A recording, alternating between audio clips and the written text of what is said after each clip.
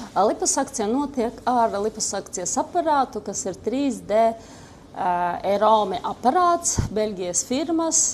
Ko tas nozīmē? 3D nozīmē, ka mēs sākumā, kā jebkuri tauki, ir ļoti blīvi, viņus sākumā mēs sašķidrinam, un tad ar kanulu mēs jau pieslēdzot pie negatīva atmosfēras spiediena, noņem to zemā tauku slāni.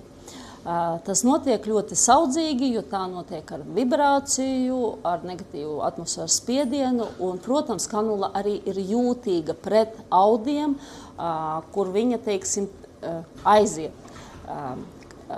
Ļoti svarīgi atnākt uz konsultāciju, lai izvērtētu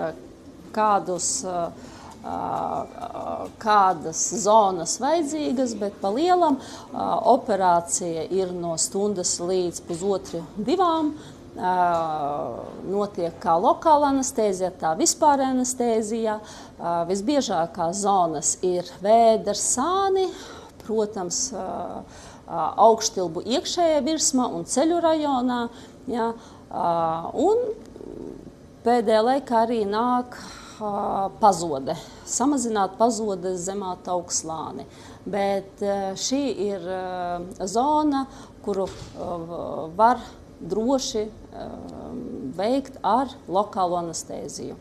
Tā kā pazodi mēs veicam liposakciju ar lokālo anestēziju.